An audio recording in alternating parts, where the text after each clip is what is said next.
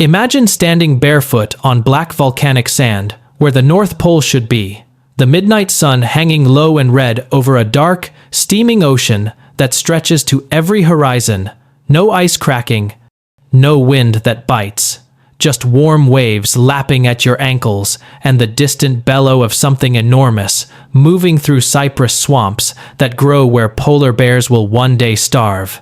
The air is thick, wet, almost drinkable, carrying the scent of magnolia and rotting fruit.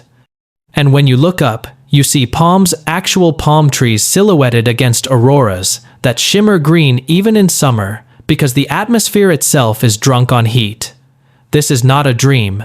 This is Earth 50 million years ago.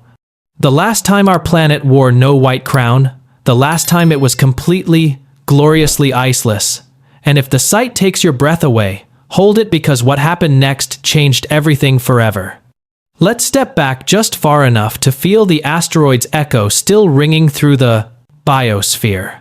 66 million years ago, the Chicxulub impact wiped the slate almost clean. The non-avian dinosaurs gone in a heartbeat, the skies blackened, the oceans acidified, and then, almost as if the planet exhaled in relief, warmth flooded back. Carbon dioxide from massive volcanic eruptions in India and elsewhere poured into the air, methane belched from seafloor clathrates, and the Paleocene-Eocene thermal maximum hit like a fever that refused to break global temperatures, shot up another 5 to 8 degrees in just 10,000 years, faster than almost any known warming event before or since. And suddenly, the world was a hothouse again. A second spring after the long Cretaceous summer had been murdered. Now come with me to the dawn of the Eocene, 56 million years ago, and watch life answer that heat with pure exuberance. Forests of dawn, redwood, and tree ferns explode across continents. Their seeds carried on jet streams that never cool.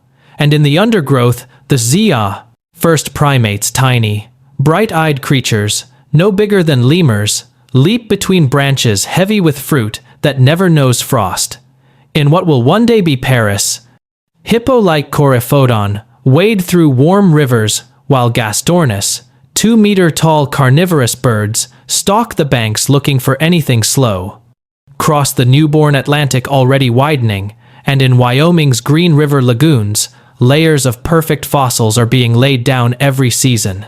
Delicate Nitia fish, frozen mid-swim, baby crocodiles curled next to palm fronds, even the ghostly outlines of bats caught in sudden toxic algae blooms. Everywhere you turn, the message is the same. Life is not just surviving, it is celebrating. Sail south now, past an equator so hot that many large animals simply cannot live there anymore. Past the Tethys Sea where India is still an island racing north like a battering ram, all the way to Antarctica, yes, Antarctica, and step ashore onto soil. Actual soil, dark and rich under a forest of southern beech and podocarp pines. The continent is still jammed against Australia and South America.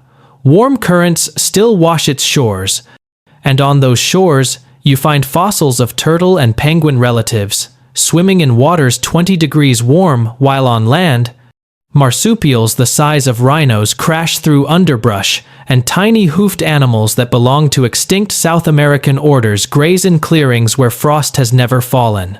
There are no ice sheets, no katabatic winds, no endless white desert, only green hills rolling south to a horizon that, for the only time in 100 million years, looks like every other horizon on Earth. And the oceans, God, the oceans, were something else entirely. No thermohaline circulation as we know it, no cold, deep water sinking at the poles to drive the global conveyor belt. Instead, a sluggish, warm, salty sea, where oxygen barely reached the bottom, and vast graveyards of anoxic death collected on the seafloor. Yet near the surface, life was riotous archaeocete whales, still bearing tiny hooves on their flippers, chase schools of fish through coral reefs that grew in places now buried under a mile of ice. Giant penguins the size of men dive after prey in Antarctic shallows, while on the other side of the planet, in the Arctic basin, Floating freshwater ferns, called azolla, begin to spread across the entire ocean. A green blanket, hundreds of kilometers wide, that will over 800,000 years pull down so much carbon dioxide that it will help tip the balance toward the coming freeze. But nothing lasts forever. Not even paradise. Slowly at first, then with gathering speed, the world begins to cool. India smashes into Asia 45 million years ago, and the greatest mountain building event in history begins. Fresh rock exposed to torrential monsoons starts sucking CO2 out of the air like a planetary vacuum cleaner.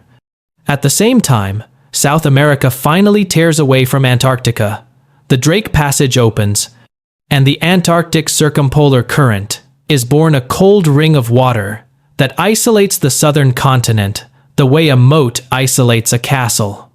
Warm water can no longer reach the pole. Temperatures plummet. And by 38 million years ago, the first small ice caps appear on Antarctic highlands. Forests that have never known winter start to die back. Leaves fall and do not regrow. And animals that evolved in a world without seasons suddenly face months of darkness and cold they have no fur for. Then comes the hammer blow. 33.9 million years ago, almost overnight, in geological time, carbon dioxide crashes below 600 parts per million, a threshold the planet has not crossed in 35 million years.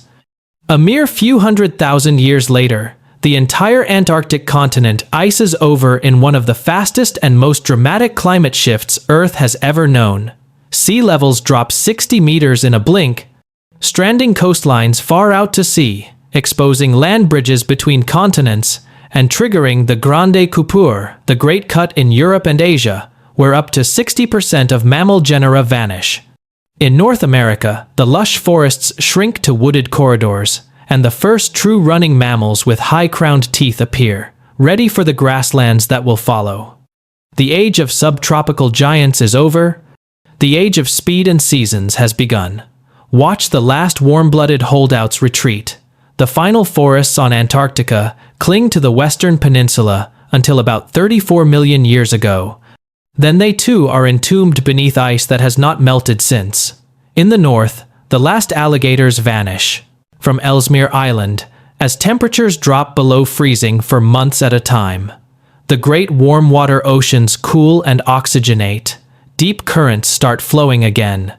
And suddenly the planet has a heartbeat it never had in the hothouse years. This new circulation brings nutrients to the surface. Krill explode in numbers, and baleen whales begin their rise to gigantism. On land, the drying interiors of continents give birth to the first savannas. And in Africa, a line of apes that managed to hang on in shrinking equatorial forests starts experimenting with walking on two legs because the trees are no longer safe and the grass is tall enough to hide in. And here we stand today, burning the ancient sunlight of that green world, pumping Eocene carbon back into the sky at a rate that dwarfs even the PTM's worst pulses. Antarctica's ice is cracking. Greenland is bleeding, and the Arctic Ocean, once home to warm water crocodiles, is opening up again in summer. Permafrost thaws and releases methane that was buried when the Azolla event pulled the plug on the hothouse. We are running the tape in reverse, faster than nature ever did. And the question hanging in the humid air is brutally simple. When the ice goes for good, when the last white fades from the poles and the planet returns to the face it wore 50 million years ago, will anything like us still be here to see the palms growing in Alaska and the crocodiles sunning themselves on the shores of a dark Arctic sea? Because the last time Earth was iceless, it was a world of wonders beyond counting. A world where life laughed at winter and filled every corner with strangeness and beauty. But it was not our world. The intelligence that would one day look up at the stars and wonder was forged in the cold that came after, in the long grind of ice ages that taught cooperation, fire, and hope against the dark. If we melt it all away, we do not return to Eden, we return to a planet that has no place for the bust. Creature who learned to dream only because the world learned how to freeze.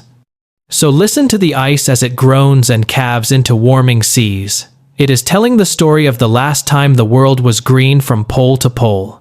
And it is warning us, in a voice older than mountains, that paradise has teeth, and the next time the palms come north, they may do so over our bones.